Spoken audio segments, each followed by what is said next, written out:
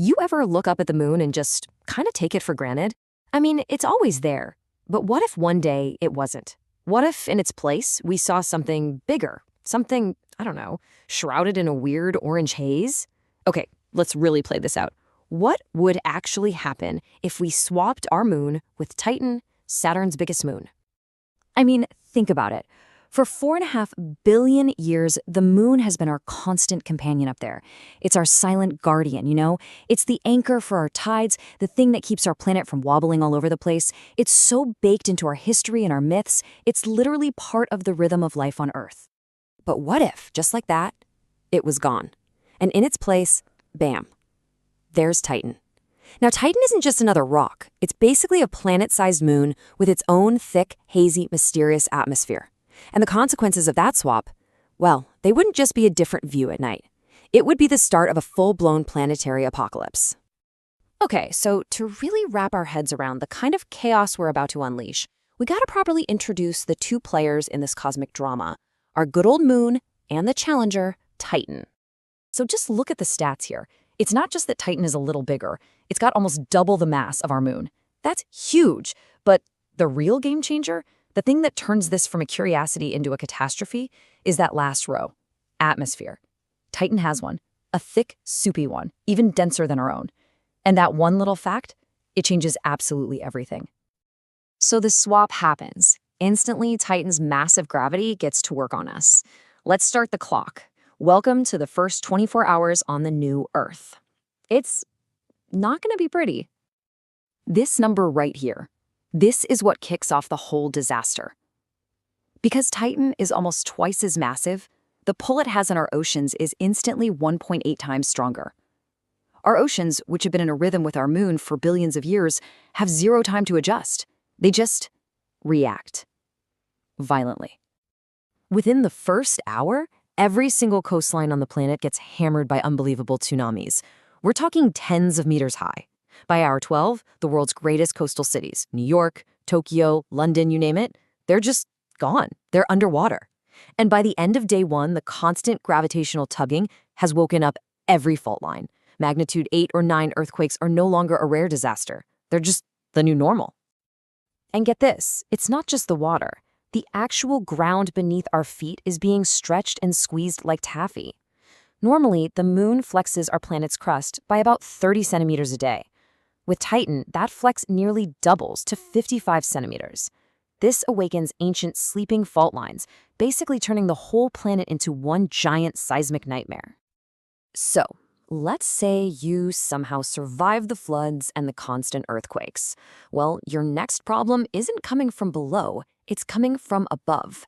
Because see, Titan didn't come alone, it brought its atmosphere with it. You know, gravity is a two-way street. As Titan is pulling on us, we're pulling on it. And we start siphoning off its atmosphere. A river of gas, millions of tons of methane every single day, starts flowing toward Earth. When that methane hits our upper atmosphere, the sun's UV rays spark this crazy chemical reaction, creating this complex organic gunk called tholins. And the result of all that? Our beautiful blue sky is gone forever. It's replaced by the same permanent, ominous orange haze that covers Titan. Visibility would drop to just a few kilometers. Earth is now a world seen through an orange filter. But believe me, this change is way more than just cosmetic. Because all that methane pouring into our air, that's what kicks off the next phase of our planet's death spiral. A runaway greenhouse effect that happens on a terrifyingly fast timescale. Okay, this is super important. We talk all the time about CO2, right? But methane is a supercharged greenhouse gas. As you can see, it's about 25 times better at trapping heat. And we're not just adding a little bit of it. We are dumping millions of tons of the stuff into our air every single day. The effect is immediate and absolutely horrifying. The planet's temperature just skyrockets. Within 1 month, the global average is up by 2 degrees Celsius. That's a level of warming scientists have spent decades warning us about. And it happens in 30 days. 6 months in, we're at a 5-degree rise. This is climate change on hyperspeed, and it starts a domino effect of disasters. First, all the ice in the Arctic, just gone. That releases even more methane that was trapped in the frozen ground, which just pours gasoline on the fire. Then the giant ocean currents that regulate our climate, like the Gulf Stream, they just shut down. The weather goes completely haywire, unthinkably violent storms, permanent droughts. It's total chaos. But here's where it gets really weird. As the world we know is dying, something profoundly strange begins to happen. The apocalypse starts to give way to this bizarre new kind of creation. Remember Titan's atmosphere? It wasn't just methane. It's this whole cocktail of organic chemicals, including things like cyanide. As these chemicals rain down from the orange sky into our broken oceans, they turn the seas into a giant chemical soup. And what's wild is, this soup looks eerily similar to the primordial soup scientists think existed on Earth right before life began. Now, for pretty much all life that exists today, this is it. It's a mass extinction event. Plants, animals, us. We're the losers, big time. But in this toxic, methane-rich new world, there are some winners. Tiny microbes that don't need oxygen, some bacteria that literally eat methane for breakfast. For them, this is an evolutionary jackpot. And that really brings us to the whole point of this crazy thought experiment. As terrifying as the scenario is, it shines a massive spotlight on a fundamental truth. Our moon isn't just some pretty ornament in the sky.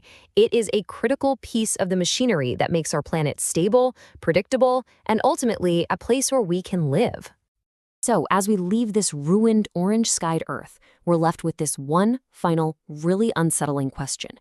By basically destroying our world and seeding it with the building blocks of another, did we just witness the end? Or did we just see the violent, terrifying birth of a completely new, totally alien genesis right here on planet Earth?